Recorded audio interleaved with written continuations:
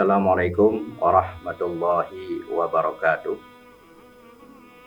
Alhamdulillah wassalatu wassalamu ala Rasulillah Sayyidina Muhammad ibn Abdillah wa ala alihi wa sahbihi wa mawala. Amma ba'd. Para pemirsa Asyik TV yang dirahmati Allah, alhamdulillah kita kembali berjumpa dengan bulan Ramadan tahun 1443 Hijriah, membuktikan bahwa doa kita dahulu telah dikabulkan oleh Allah, karena kita dulu berdoa, memohon, meminta kepada Allah, wa ballighna Ramadan. Allah menyampaikan kita kepada bulan Ramadan selanjutnya. Para pemirsa Asyik TV yang dirahmati Allah, ketahuilah bulan Ramadan memiliki banyak keutamaan, sehingga bulan Ramadan disebutkan sebagai syahrus siyami wal qiyami wa tilawatil Quran.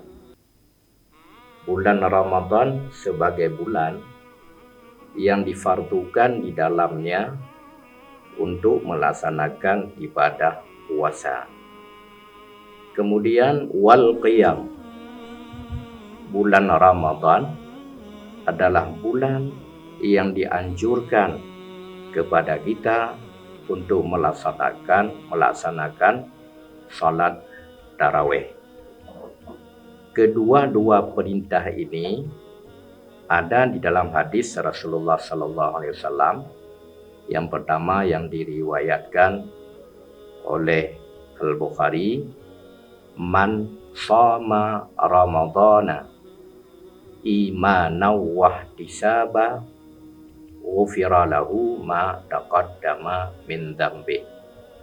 Barang siapa, kata Rasulullah SAW, berpuasa di dalam bulan Ramadan karena keimanan kepada Allah, wahtisaban, dan karena mengharap pahala daripada Allah, niscaya ghufira lahu ma taqaddama min dzambi, diampuni baginya dosa-dosa yang telah lalu.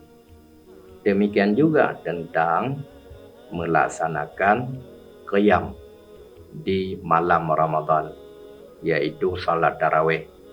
Rasulullah mengatakan dalam hadis, man qama Ramadana, barang siapa melaksanakan salat tarawih di waktu malam bulan-bulan Ramadan, imanan wahtisaba, karena iman dan juga karena mengharapkan pahala dari Allah, juga ghufira lahu ma taqaddama min dzambi, diampuni baginya dosa-dosa yang telah lalu daripadanya.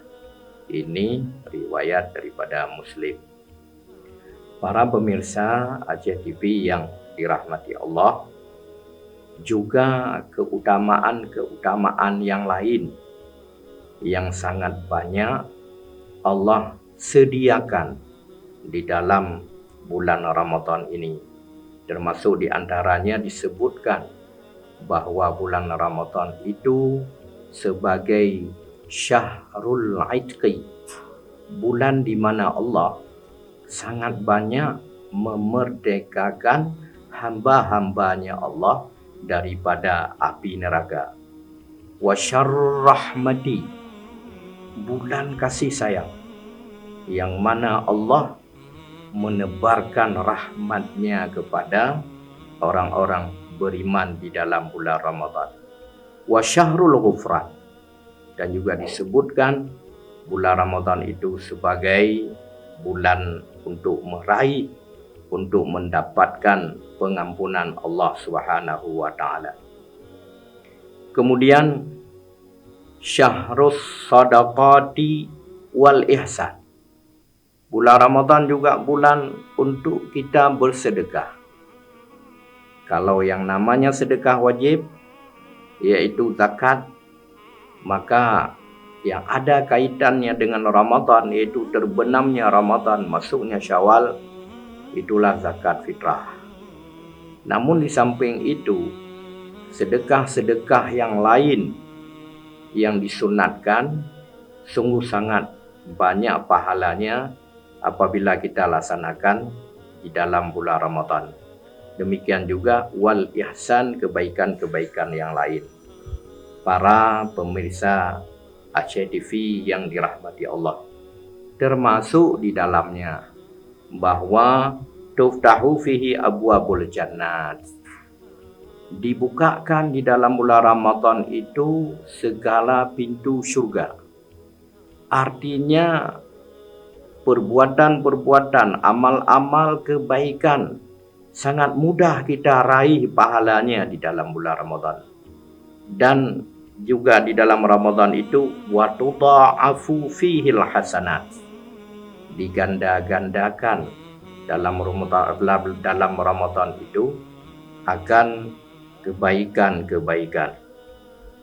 Termasuk juga tujabu fihi da'awat, diterimakan di dalamnya akan doa-doa, wa turfa'ud darajat, diangkatkan akan derajat-derajat, wa tughfaru fihi sayi'at, diampuni di dalamnya segala kesalahan-kesalahan. Dan bahkan disebutkan pula wa yajudullah, Allah menifati dirinya kepada hambanya di dalam bulan Ramadan dengan sifat yang amat pemurah. Ala ibadihi, atas hambanya. Dengan apa Allah murah? Bi anwa'il karamat, dengan berbagai macam kemuliaan-kemuliaan.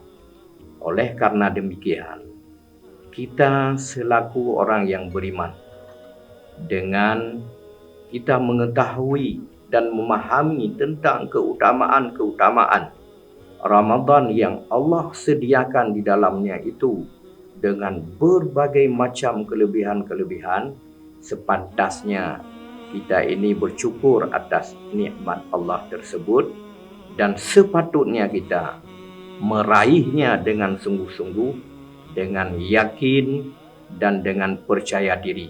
Insya Allah apa yang Allah sediakan untuk kita ini akan kita dapatkan dengan sempurna, sehingga setelah Ramadan kita diampuni dosa, kita meraih kemenangan. Demikianlah yang dapat saya sampaikan dalam kesempatan yang berbahagia ini. Wassalamualaikum warahmatullahi wabarakatuh.